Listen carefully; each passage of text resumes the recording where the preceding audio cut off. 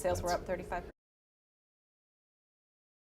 So Tim, thanks for joining me to talk about Volkswagen. You guys are coming off the best first quarter that you've had since '73, right? Sales were up 35%. What do you attribute that to? Actually, certainly product.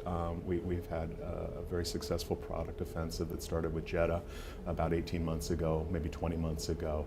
And then last year we added the new Passat, which was specifically designed for this market, and the Beetle, really the third generation Beetle in its history. And so all of that has really contributed. I think the marketing's been pretty smart on top of it. So you've got the product, obviously, but you said that really, you've done some really innovative things with marketing. Talk a little bit about that, and why has that been driving, or to what extent has that been driving the sales, really? I mean, I think a couple of things.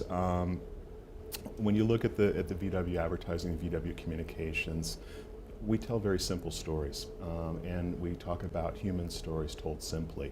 And so the messaging is not overly hyperbolic, it's not sort of fantastic. They're really real life stories, and they're very emotional. They really kind of grab you. We use music and things like that.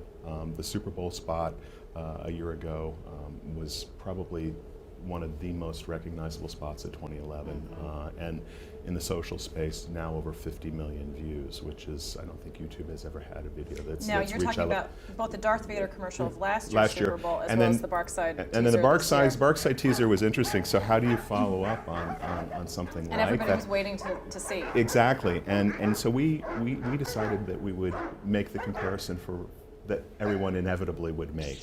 And we started with this teaser campaign, and we kind of wanted our competitors to think to a certain extent we were going to make Darth Vader too. So we started with the dogs barking, the Imperial March, and that went overnight crazy.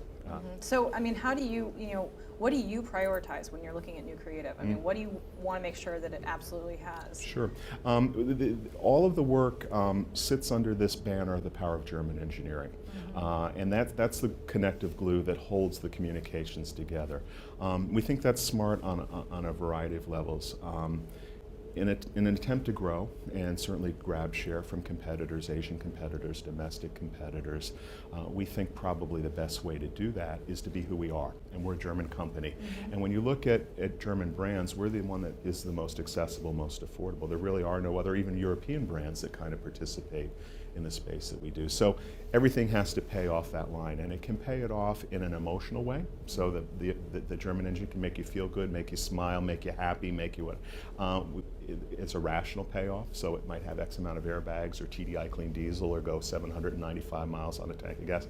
And then there's also an economic power that you get good value. What has changed about your target consumer, and sort of what consumer insights are you particularly paying attention to so that you make sure that you're staying true to your established course, if you will, while also taking into consideration the way your target consumer may be evolving? I think the way the consumer today is consuming media is quite different. I mean, the advent of mobile and the access to information really allows us to think beyond just the TV screen. We did, I think, an interesting integration last year when the Beetle was launched. So, I mean, what do you say about the Beetle? It's an iconic model, and so we launched with this theme. It's back, and there was a spot called High Five shot here in New York with the vehicle kind of running through the streets. But there were a variety of integrations, and one of the biggest changes to the physical product was the slight shape. It had gone more back to kind of the original, kind of a bit more to the first generation Beetle.